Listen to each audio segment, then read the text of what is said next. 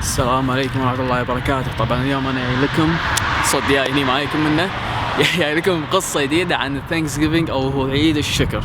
شنو هو عيد الشكر أو Thanksgiving؟ طبعا عيد الشكر هو يوم يحتفلون فيه بآخر خميس بشهر نوفمبر، يعني خامس أسبوع بشهر نوفمبر يوم الخميس يحتفلون بشيء اسمه Thanksgiving. خلينا نروح هناك عند هذاك الستاشيو وخلينا نتكلم عن Thanksgiving أكثر. طبعا أنا هني عند الستاشيو هو بمتحف بابلو أو فيوسيلتا دي لاسور، نطقته غلط.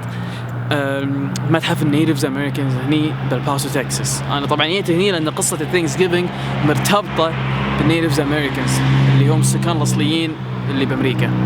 إنزين، شنو هو الثانكسجيفينج؟ الثانكسجيفينج هو لما الناس يتجمعون ويأكلون تركي ويأكلون الماش بوتيتو والسوالف هذه. شلون بدأ الثانكسجيفينج؟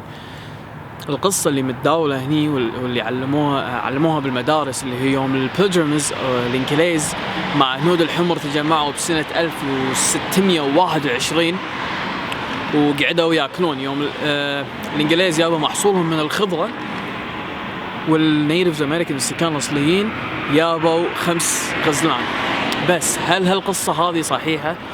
وشنو التاريخ الأسود اللي ورا الثانكسجيفينج؟ شنو اللي قاعد يحاولون إنهم يخشونه ومو قاعد يطلعونه؟ طبعا كلمتنا اليوم اللي هي pilgrims، معنات pilgrims حجاج. So the word of today is pilgrims. Okay, I'm recording here. Thank you. Pilgrims, it means حجاج, which is the word haji come from. خلينا نروح هناك الصوب الثاني ونكمل القصة. طبعا الإنجليز اللي هم الحجاج يسمونهم وصلوا أمريكا قبل سنة 1621، وكان عندهم يوم يسمون، يعني ما أدري إذا كانوا يسمونه ولا لا، بس إنه يوم يشكرون فيه الرب، يعني إنه يشكرون فيه الرب ويصومون ويدعون والسوالف هذه. سنة 1621 الإنجليز وصلوا الساحل الشرقي لأمريكا. راح أحط لكم صورة الساحل الشرقي هني اللي هي مستعمرة نيو إنجلاند. طبعا أكثر القصة راح يكون وين؟ راح يكون بولاية ماساتشوستس، يعني أكثر القصة اللي راح أتكلم عنها راح تكون بهالولاية هذه اللي هي مستعمرة نيو إنجلاند. الصوب هني يوم وصلوا الإنجليز أمريكا شو اللي صار؟ الإنجليز ما كان عندهم أكل، ما كانوا مستعدين حق الشتاء، فالسكان الأصليين بهذيك المنطقة ساعدوهم وعطوهم أكل وعلموهم شلون يزرعون محاصيل وشلون يصيدون بالبحر وكذي، يعني وين الأماكن الزينة اللي فيها سمك ومن الحكي. اسمها على الإزعاج. المهم كان في شخص اسمه سكوانتو. كان هذا شخص هم من السكان الأصليين ولكن من قبيلة ثانية. سكوانتو هو كان الشخص الوحيد اللي يعرف يتكلم إنجليزي يعني بين السكان الأصليين، فكان هو تقريبا الناس ما تقول حلقة الوصل بين أو المترجم بين السكان الأصليين وبين الإنجليز. طبعا سكوانتو هذا يبيله يعني فيديو كامل، إذا تبوني أتكلم عن سكوانتو وقصته كتبوا تحت بالكومنتات. شنو هو التاريخ الأسود اللي قاعد يحاولون إنهم يخشونه عن الناس؟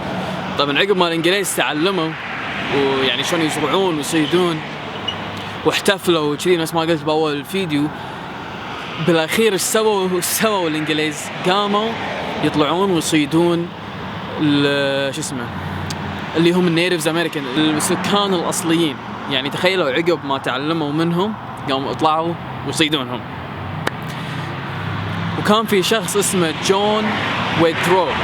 طبعا الشخص هذا جون ويدرو بسنة 1637 ذبح 700 مرة وريال وياهال من القبائل السكان الأصليين، وأعلن إن خلاص إن Thanksgiving هو يوم نحتفل فيه اصطياد السكان الأصليين. بعد مرور السنين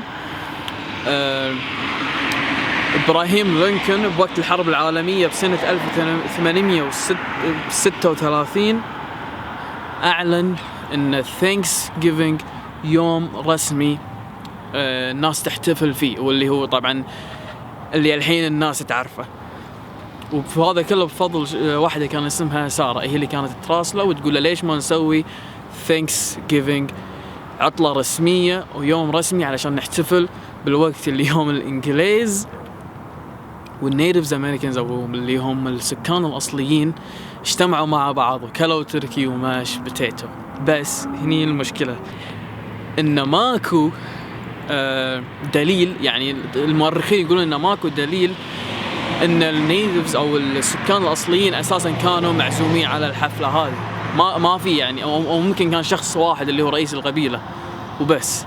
ويقول لك ان بالفترة هذه ما كان في بطاط بامريكا، يعني شلون كانوا ياكلون ماش بوتيتو اللي هي البطاطا المهروسة، وما كان في بطاطا مهروسة، او ما كان في بطاط بامريكا بهالفترة هذه، وما كان في دياجة رومية بعد. يعني ماكو ولا دليل يقول انه في شيء كذي. في ناس وايد يتفقون يقول لك ان امريكا مالها هيستوري، ويمكن هالكلام صحيح هذا على حسب، ولكن بالنسبة لي انا اشوف ان اي شيء في يعني نيتيفز امريكانز او اللي هم السكان الاصليين الهنود الحمر داشين فيه، طبعا هذا اكيد تاريخ، لانهم اول ناس يو هني، واي شيء يصير من الفترة هذه لليوم هذا يعتبر تاريخ. فهذا هو تاريخ امريكا. وفي مقولة هني الامريكان يقولونها اللي هي hidden history، يعني تاريخ المخشوش. فامريكا فيها يعني فيها تاريخ مخشوش اللي هي البشاعة. فالبشاعة والمشاكل يعني البلاوي اللي سووها هذه يخشونها ما يتكلمون عنها، يورونكم بس الشيء الزين. فمن شي يقول لك ان في a lot of hidden history، يعني تاريخ مخشوش، يعني نص تاريخ امريكا مخشوش، فيه وايد بشاعة صارت. هذه هي نهاية قصة عيد الشكر او الثانكس جيفينج. ابيكم تقولوا لي رايكم تحت بالكومنتات، وقولوا لي اذا تبوني اتكلم عن سكوانتو، قصة سكوانتو بفيديو بروحه. وشوفوا هذه كلمتنا لليوم. ابيكم تقولوا لي يعني ايش رايكم باني اعلمكم كلمة جديدة بكل فيديو. خلينا نقول نفس الشيء بس بالانجليزي.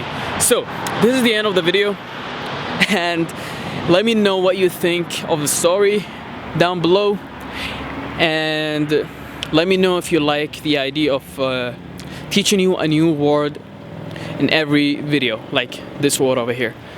لا تنسون تسوون شير سبسكرايب ولايك. راح نشوفكم ان شاء الله بفلوج ثاني. Peace، مع السلامة.